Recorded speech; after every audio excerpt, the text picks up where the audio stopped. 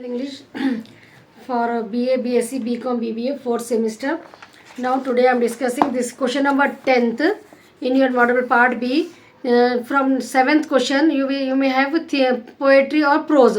Choice will be there from among between this poetry and the prose in 7th question, unit 4, unit 5, unit 6.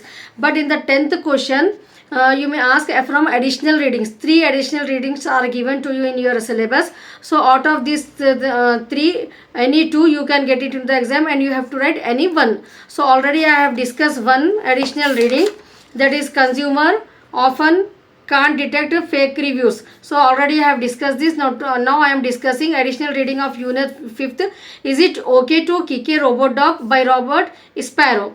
ठीक है, it's clear. So whichever you are finding easy you can write in your own words, so you attempt that one only. Now I'll discuss problem this 78 page number 78. Is it okay to kick a robot? So the author, about the author, it is for Robert Sparrow, field of experts ethics, philosophy, technology, artificial intelligence and robotics के बारे में है इनका field of expertise and academic focus जो है सो examine the ethical dilemmas posed by technological advances, जो ethical problem सारे उसके बारे में particularly AI और robots को लेके, ठीक है. Novel works explore the intersection of morality, human behaviour and emerging technology. Human being को ले बताया गया है यहाँ पर अपने को, ठीक है. इनके नोटेबल वर्क्स में ये क्या बताते हैं उन्होंने कि ह्यूमन बीइंग्स का नेचर कैसा रहता है टेक्नोलॉजी को लेके. Themes in writing, ethics of violence, societal impact of technology, society का क्या इम्पैक्ट हो रहा है टेक्नोलॉजी पे, दे आर इम्पैक्टिंग पॉजिटिव और negative, that it shows moral responsibilities and what is our moral responsibility in the society regarding the technology. He explored these things in the themes of his writing.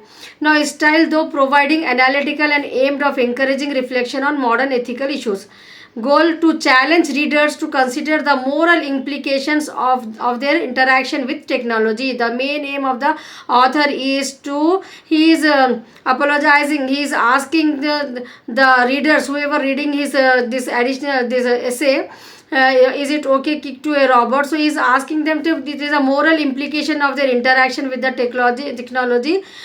He want to teach to the these readers.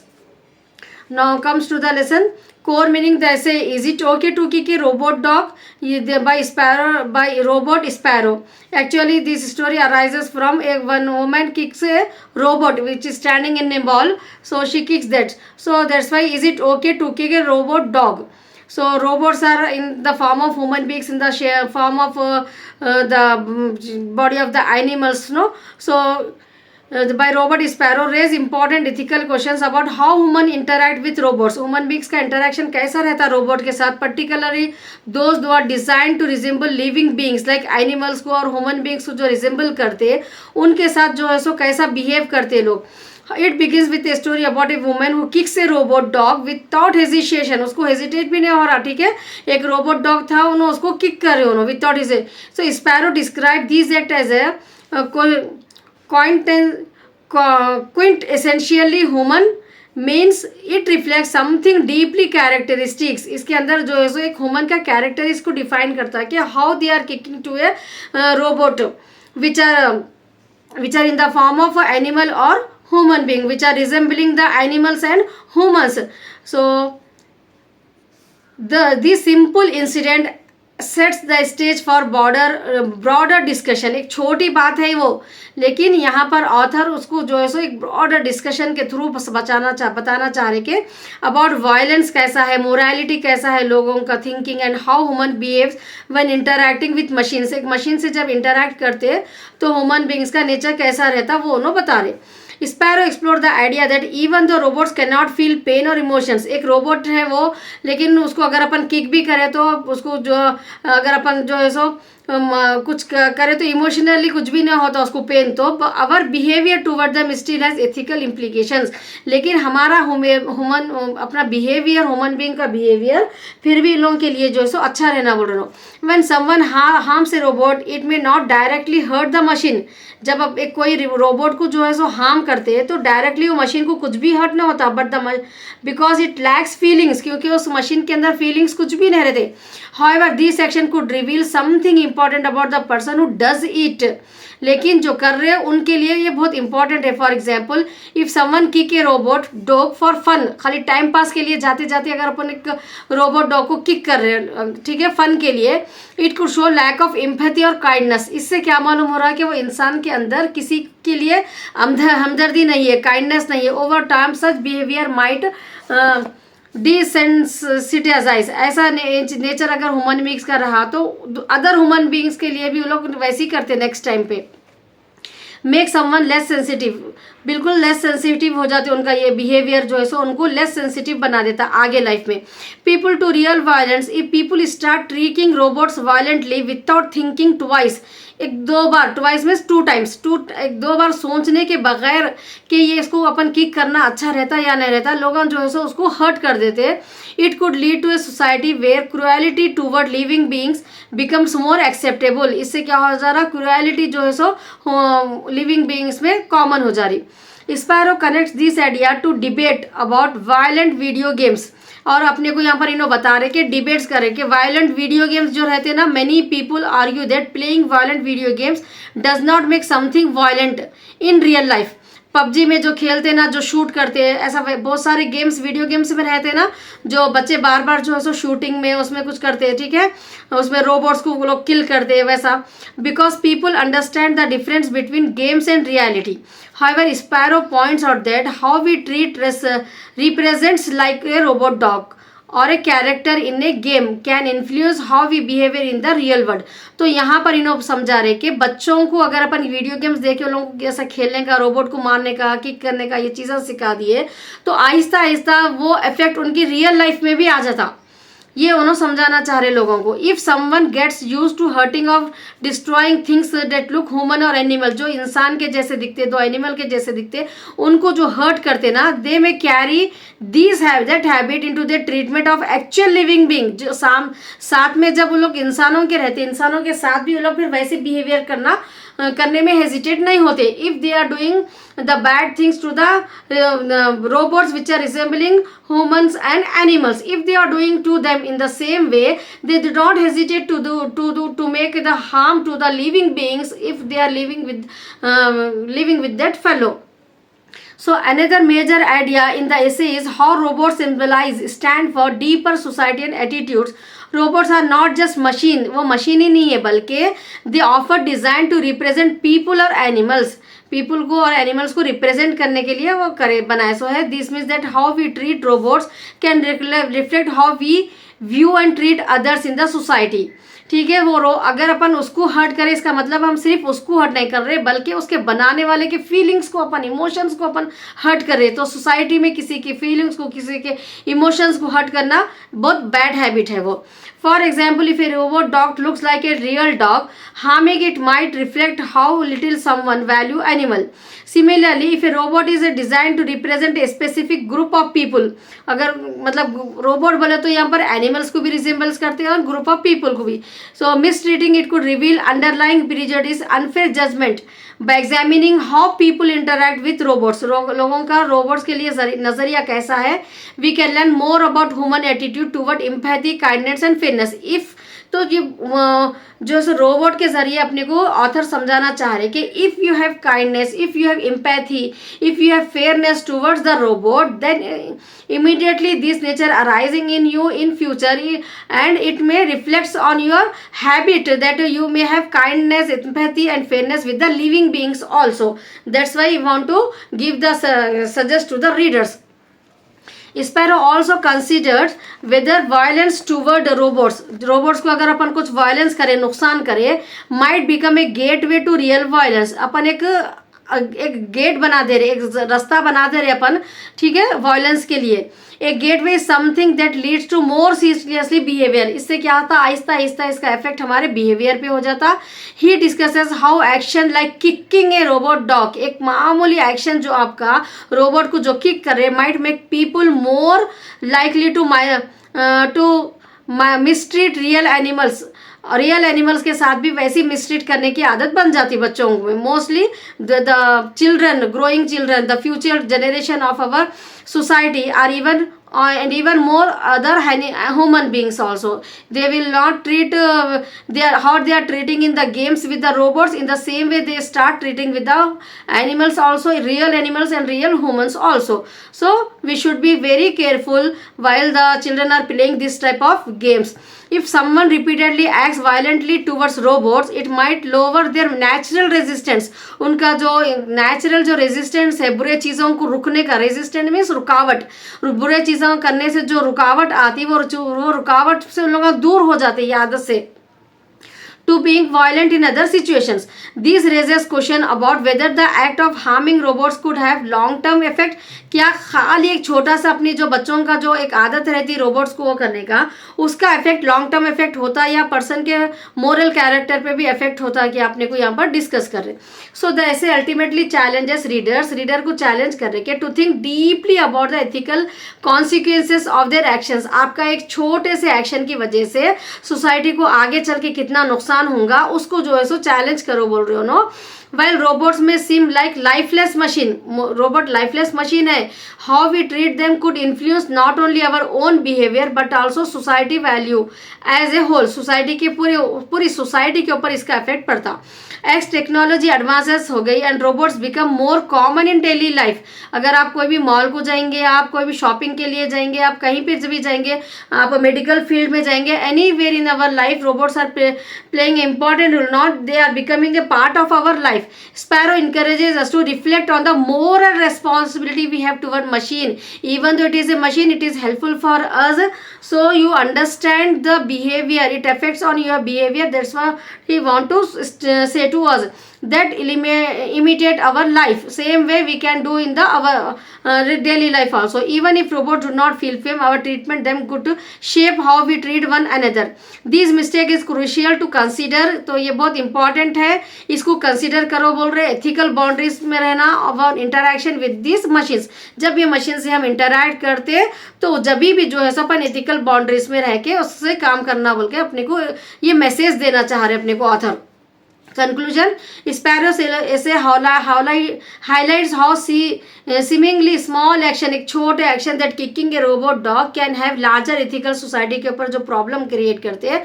In defence the need to think about carefully, इसके बारे में readers को सोचो बोल रहे about how we interact with the technology. हम technology को कैसा इंटरैक्ट करें, if take it in to positive way then what will happen, our children also will develop the technology, they will get to the knowledge of this technology, then enhance the power of this technology.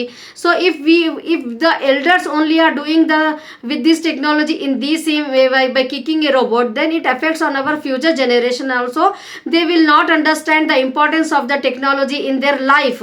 So that's why the readers are asking to the elders also to giving advice that if you properly treat with these robots, then your future generation also will do it. That's why he is saying again and again that it affects on the whole society only. A small action what you are kicking to a robot, it leads to the societal disharmony. So not only for the sake of the robots but also for the impact of our own humanity. अपनी इंसानियती को कायम रखने के लिए जो है सो अपने को इससे अच्छा ट्रीट करना चाहिए. That is the lesson he is giving to us. So this is this photocopy I am uploading on the Telegram channel. If you want to learn, if those who don't have this material, they can learn from directly. I am uploading the videos on Telegram channel Hikmat Learning Academy. Watch those video photos and learn it, write well into the exam. In the next class I am going to explain again one more additional reading is there. So out of these three, anyone you have to choose it, whichever you are finding. Once you listen all the three, whichever you are feeling so comfortable, at least two you have to learn, not only one. Two you have to learn. One you can leave it as a choice, because in the exam 10th bit you have a choice among these two additional readings. Two only will be asking the question, you have to write one. So why we have learned love holidays, rituals and traditions. So now I am discussing why we love holidays, rituals and traditions. Author is Dimitris Xygalatas. Additional reading you have, this is 15 marks. You will get it 10th question, A or B. So out of these three additional readings, any two you may get it, and any one you have to write it to the exam. So about the author, full name Dimitris Xygalatas, perfection anthropologist and researcher focusing on rituals and traditions के बारे में research करते हो ना. Specialise in studies the psychological culture societal effect of the rituals and customs. Contribution explores how rituals foster social bonds. Rituals जो रहते हैं अपने जो, उसको सोशल बॉन्डिंग में कैसा काम आते हैं. Reduce anxiety and create meaning. ये जो है सो इनका कॉन्ट्रीब्यूशन है. Now next, core meaning. The text highlight the deep significance of holiday rituals and traditions. Holidays जब मिल जाते अपने को, तो अपन जैसा नानी के घर, दादी के घर जैसा जाते ना बच्चे, ठीक है, रिचुअल्स एक ट्रेडिशन बन गया कि हॉलीडेज मिलते हम हमारे पूरे रिलेटिव से मिलना है बोल के, सब आंट्स वगैरह अपने एक साथ मिल जाते बोल के. Showing why they are cherished by people across the world. This is not only in the India but across the world this ritual is moving on. So these rituals are more than just festive activities. जैसा कि हम एक festival में कैसा मिलते हैं सबसे, वैसा हॉलीडेज के टाइम पे मिलने का एक जो ट्रेडिशन है वो भी एक फेस्टिव एक्टिव के जैसा बन गया. They serve as important purpose in connecting people. एक मेन पर्पज हो गया. जैसा अपने को हॉलीडेज मिलते, वी विल प्लान नो पूरे सिस्टर्स आ जाना एक जगह से, सब कजिन्स एक जगह मिलते अपन, ऐसा जो होता कनेक्टिंग पीपल को कनेक्ट कर रही है. And improving emotional wellbeing in a world often feels chaotic and uncertain. या पूरा अपने को हमेशा परेशानियां, प्रॉब्लम्स ऐसा रहता ना कुछ अपनी लाइफ से लगे हुआ रहता है ह्यूमन बींग्स को. Holiday traditions bring comfort and stability. So in this chaotic and uncertain world, this holidays traditions अगर अपन बना लिए तो अपनी लाइफ में कंफर्ट एंड स्टेबिलिटी आ जाती. They create a predictable structure during special time of the year. So जैसा बच्चों को जो सो रिलैक्स मिलता पढ़ाई से, एग्जाम से, फ्रस्ट्रेशन रहते ना उन लोगों का माइंड पूरा, उससे जो रिलैक्सेशन के लिए जैसा हॉलीडेज मिलते, वो हॉलीडेज को अपन जो है डिफरेंट वे में एक स्ट्रक्चर का सही प्लानिंग करके अपन अपने रिलेटिव्स के साथ अगर बिताए, ईयर में एक बार मिलता वो chance. So giving people something to look forward to and enjoy. इससे जो है सो लोगों को एंजॉय करने का मौका मिलता. Holiday rituals like celebrating with family. Holiday rituals में क्या रहता, सेलिब्रेट करते हैं अपन फैमिली और फ्रेंड्स के साथ. शेयरिंग मील्स, खाना वगैरह मतलब डिनर पे किसी को बुला लेते, इनवाइट करते हैं अपन. और एक्सचेंजिंग गिफ्ट्स को भी एक्सचेंज करते. It is also become a part of the holiday ritual and traditions. Create lasting memory that are cherished for a lifetime अपने को जो है सो ये मोमेंट्स याद रहते. अगर अपन हॉलीडे स्पेंड करें, अगर अपन ग्रैंड मदर के घर पे गए, कुछ गिफ्ट्स मिले, so and if you are giving the gifts to your cousin and your cousins are giving, you are exchanging the gifts among themselves, so what will happen, this will become memorable moments in the life. So that's why holiday rituals, how they are playing a very important in the society. That means how with the frustration, with the chaotic life of busy life, hardship of life, how people can enjoy that. The author wants to convey the message to us. these moments help strengthen relationship. इससे अपने relationship भी अच्छे हो जाते. Bringing families and communities closer together. क्योंकि इतने busy schedule में, इतने बिजी लाइफ में जो है ना आजकल रिलेटिव से मिलने का लोगों को टाइम नहीं मिल रहा. But holiday rituals and traditions को फॉलो करके अपन at least yearly if we meet with them, then we will be close to our relations. When people come together to celebrate, it fosters a sense of belonging and reminds everyone of the value of togetherness. एक दूसरे के साथ मिलकर रहने में कितना अच्छा रहता, ये जो है सो वैल्यू बच्चों में भी, नेक्स्ट जनरेशन के जो लोगों में भी जो है सो क्रिएट होता. This tradition create opportunities to bonding आती, लव, हंसी मजाक, मस्करापन, time pass, share happiness which builds a stronger emotional connection between individuals. इससे क्या होता, एक दूसरे के साथ मिलकर जब हम हंसी मजाक करते हैं तो जो है सो इंडिविजुअल्स के बीच में जो है कनेक्शन जो है सो वो स्ट्रांग होते जाता। और moreover holiday rituals are not just about personal joy, खाली इंसान की खुशी के लिए नहीं है, they have much deeper meaning. Author के अकॉर्डिंग टू साइकोलॉजिकल है ये रिचुअल्स की इंपॉर्टेंट ट्रेडिशन सुनो, साइकोलॉजिकली ह्यूमन बींग से कितना कनेक्शन रहता है उसके बारे में बता रही। So just for us as a reader we should know only that holiday means we should go to the our relatives house and enjoy it, but he is saying that the author is emphasizing that it is not only to enjoy, it is not only a joy of personality but also it much deeper meaning, they represent cultural heritage मालूम होता है उसमें, shares identity।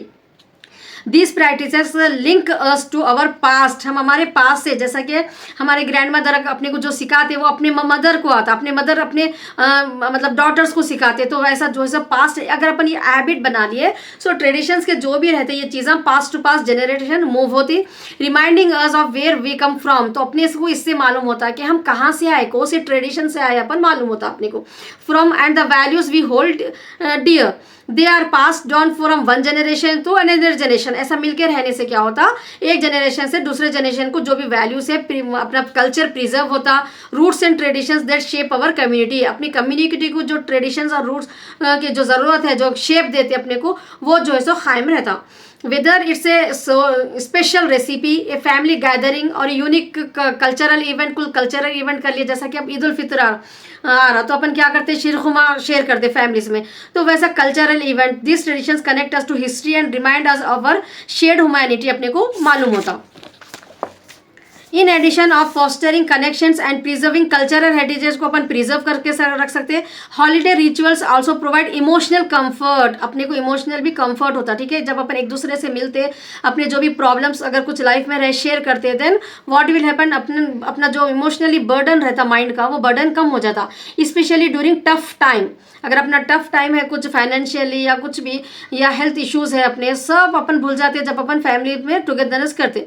When life feels overwhelming, traditions can act as an anchor bringing a sense of normality and emotional security. तो अपने को जब अपन जैसा कि डिप्रेशन में चले गए अपन, अपने को मेडिसिन की कैसा ज़रूरत रहती है अपने को डिप्रेशन से बाहर आने के लिए, लेकिन according to the author to overcome this problems, if you are going to depression because of the life's problems, harassment in your life, then if you celebrate these holiday rituals and traditions, then you can overcome with those problems.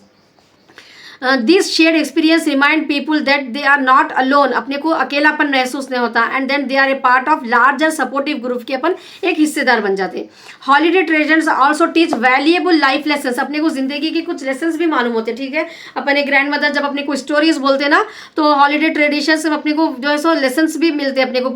So they encourage generosity, gratitude और compassion अपने को, specially through acts like gift giving और helping others. एक दूसरे से जब अपन बहुत ज़्यादा पकवान रहता है बहुत सारे मेंबर्स का, जब एक दूसरे से हेल्प करते तो helping to others during festive season, ये पूरा जो है सो एंजॉयमेंट मोमेंट रहते हैं अपने को, लाइफ में मेमोरेबल मोमेंट्स बन जाते हैं।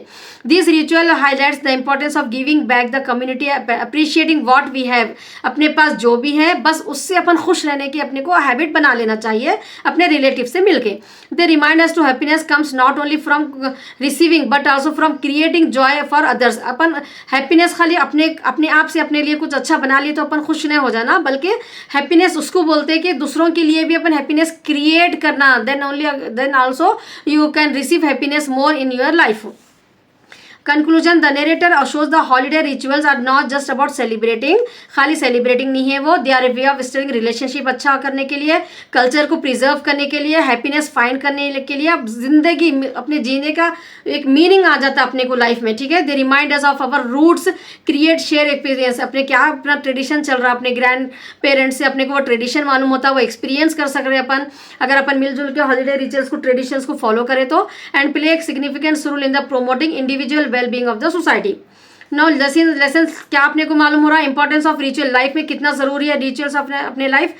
दे एक्ट एज ए एंकर के जैसा काम करते हैं अपने को, control comfort and by following familiar traditions, building connections and strength bond होता, स्ट्रेस रिलीफ हो जाती है अपने को, क्रिएटिंग लास्टिंग मेमोरीज। ये पॉइंट्स आप हेडिंग में रख के लिख सकते हैं, whatever I explain about no. So fostering generosity and gratitude, teaching preserving values को टीच करते हैं अपने बड़े, enhancing appreciation through effort, universal connection across culture, ritual shed human experience, they reveal how communities around the world value togetherness, पूरे world में अपने को मालूम होता, ठीक है, टुगेदरनेस कैसा सेलिब्रेट होता है, and the act of pausing to reflect on life's meaningful moments, life के अपन मीनिंगफुल मोमेंट्स को जो है सो स्टोर करके रख सकते हैं, मेमोरेबल मोमेंट्स बना सकते हैं. So these are the 3 additional readings you have. Read well. Anyone you have to write in the exam, but you prepare for the 2. All the best for you.